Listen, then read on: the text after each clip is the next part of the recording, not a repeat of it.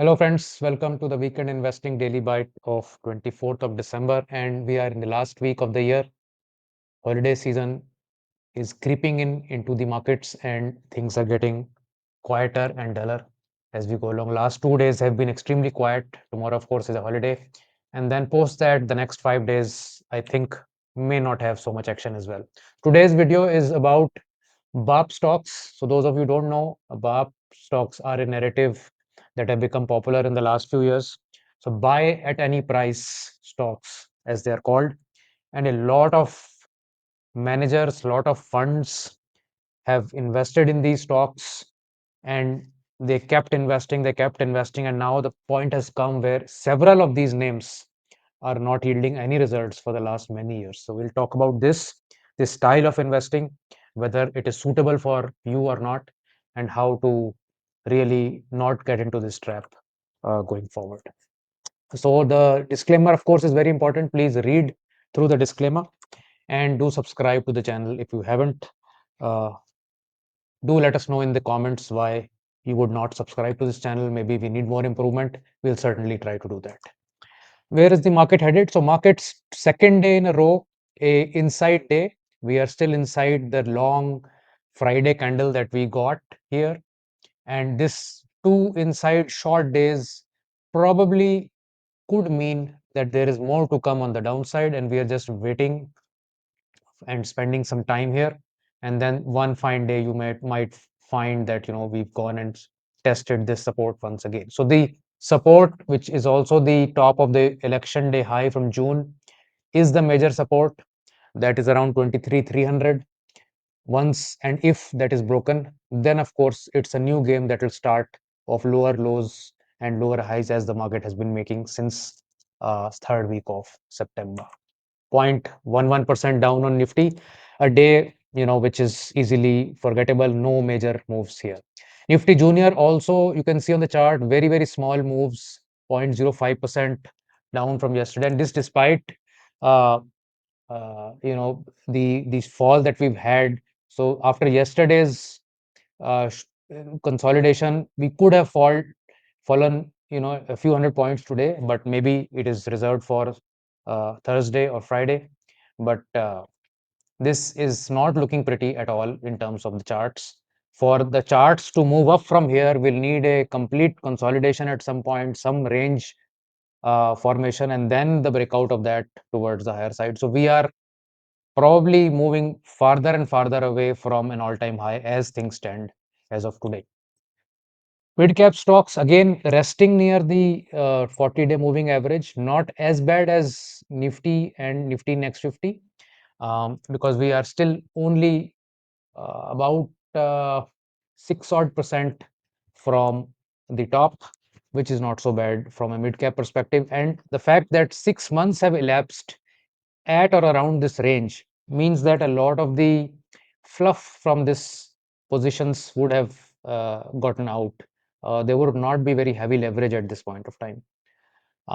Small caps again just not doing anything, 0.31% for the day. Uh, and this is also within 4, 5, 6% from its recent highs. So not so bad. So mid and small caps are holding ground. Bank Nifty, again, just like Nifty, no movement at all, 0.16% negative for the day. This is neither here nor there. And market remained absolutely flat.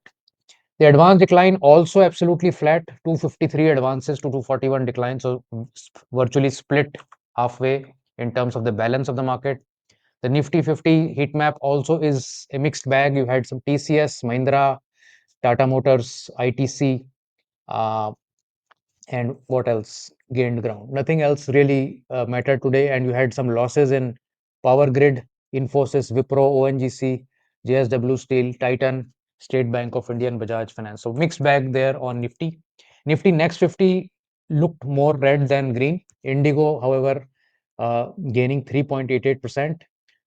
Gas Authority up 2%, TVS Motors 1.6%, but Siemens continues to lose for 2.43%. Lodha also down 2.5%, LIC down 1.5%. ICICI Pruli, ICICI GI, which were hit yesterday due to the GST proposal getting delayed, came back up a bit. Vedanta and Shree Cement along with Ambuja Cement also losing some ground. Within the sectors, metals losing the most at 0.8%, PSU banks also losing nearly 0.6%, commodities down 0.5% along with IT also, and autos gaining 0.6% along with FMCG at 0.5. So 0.5% move here or there on most sectors, nothing really to talk about here. So metals, of course, have taken the brunt of the move today.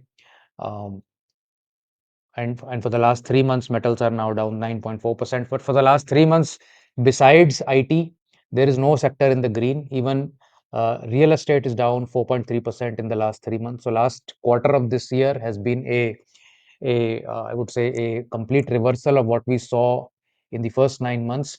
But even though the last quarter has been poor, in the last 12 months, FMCG overall for 12 months have been very poor at 2.4%. Private banking at 1.4%, also very poor. Energy stocks at 6.9, also poor. And you also can say that uh, Bank Nifty overall did not perform this year at all.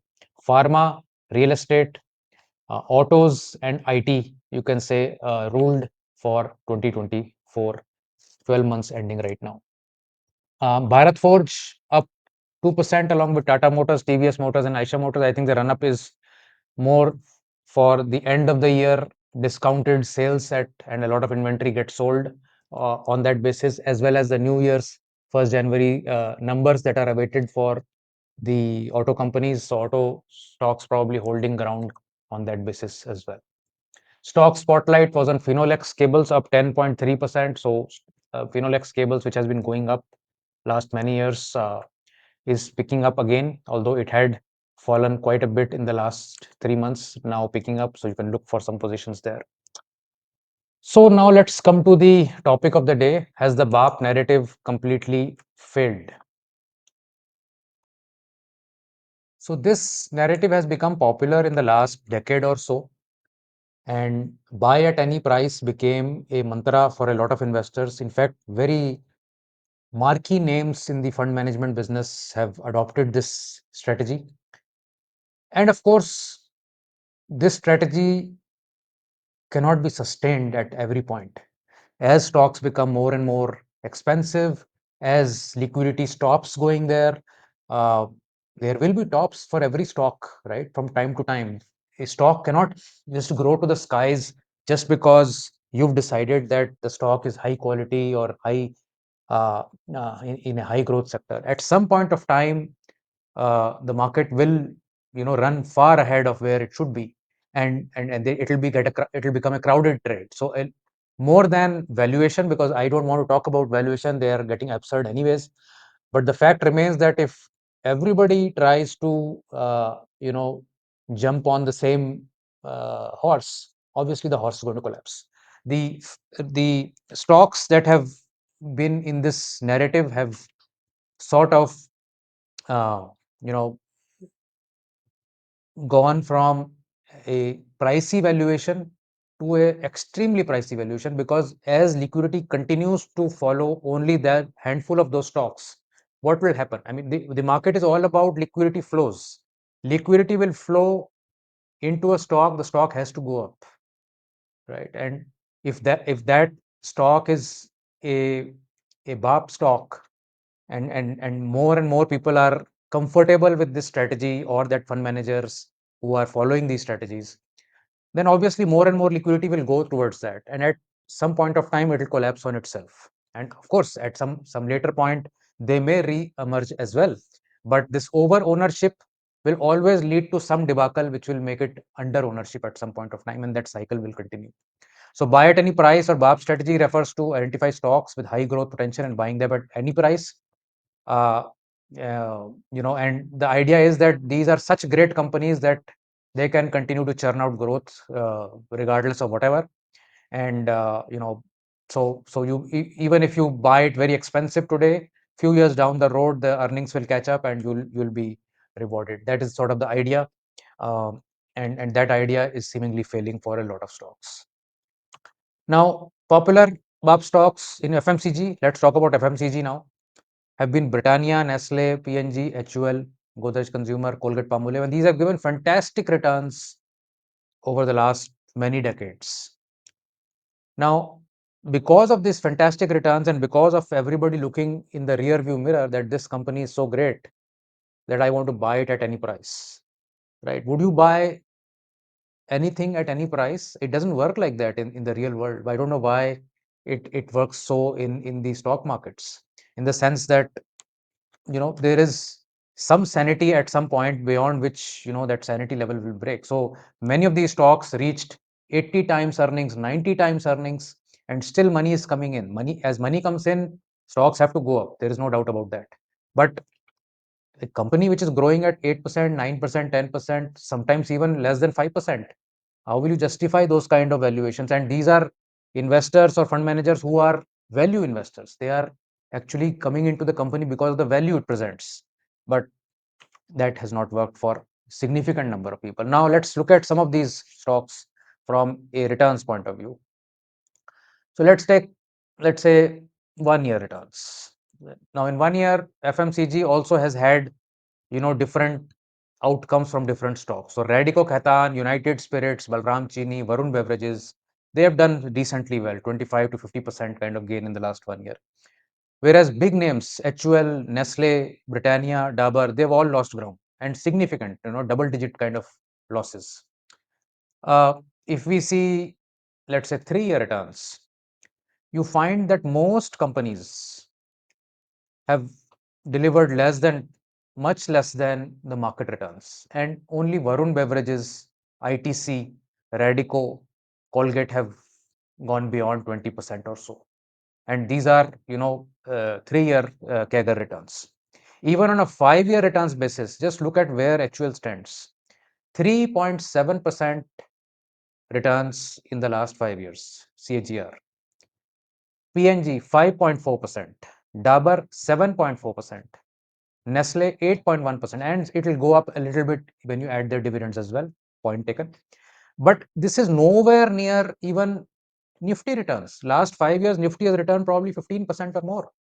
And the rest of the market has exploded in the last 5 years. Just imagine if your money was not sitting with these stocks and was sitting in Nifty, you would have made 2 or 3 times more returns. If it was sitting in some other indices or mix of other stocks, you would have made much, much more. Or even if you wanted to be in FMCG, but your strategy was such that it was able to identify the strength within the FMCG pack, you would be sitting in Varun Beverages, you would be sitting in Radico Khaitan, you would be sitting in Balram Chini. That is the problem that exists with buy it, shut it, forget it kind of investing mentality. That does not work all the time. And this is causing a lot of pain to a lot of investors. Now, just look at where the last 3 months, what has happened.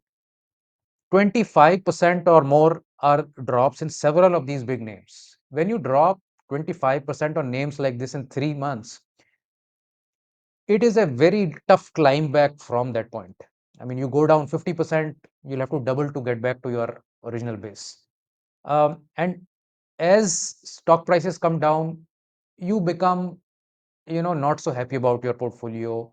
You're looking for exits, you're looking for some switching into some other stock, things of that kind. So why would you want to get that kind of heartburn from any stock in your portfolio, or any sector for that matter? FMCG overall has delivered nothing this year. You can see this in the chart. While Nifty is still up 10%, CNX 500 is up maybe 15%, Nifty next 50 is up more than 20%, CNX FMCG is up 0%. So why would you want to stay in that kind of a sector for too long? Once you see that there's a momentum coming into the sector, the stocks are beginning to go up, obviously then you can come back in. In the last 3 months, FMCG has been in the top 3 losing sectors for the calendar year. For the 6 months in this calendar year, again you can see FMCG has not performed at all in the last 6 months, and for the full calendar year, FMCG is almost the worst performing sector within this. So some may argue that because it is a worst performing sector this year, it may become the best performing sector next year. It is possible, but it is also possible that it stays here like this for 2 years or 3 years. And as I've shown you the last 5 years also, there are some heavyweight stocks that have not performed at all in 5 years as well. So to say that I'm willing to wait 20 years so that my stocks will perform, Some people can do it, but most people can't do it. That is the issue, that you have to identify your style of investing. Are you the kind of investor who is willing to, shoot in the dark, even if the last 3 years, 5 years have not given you any returns, and you're saying, I'm willing to take this bet forward? So a lot of stocks have underperformed in this part of the style of investing. And in my view, it has happened because too many fund managers have relied on this style of investing, and they have created huge bubbles within stocks. No doubt these are very good quality stocks, but I mean, how much can you extend a stock like this? For instance, we are having stocks at 70, 80 times earning, but there are stocks like Baba in the US markets which are not at 70, 80 times earning. They are available at 10 times earnings, and they are equally great market share companies. So why would a foreign investor want to buy this versus that, for instance? Or why would anybody only stick with the losers in this pack? If you had a dynamic strategy, it would take you to a Radico Khaitan or a Varun Beverage or a Tata Consumers, and then once your stock starts to come back, you can always come back to this stock. So this sticking with one stock, having marriage with one stock, that is the reason why most portfolios will underperform.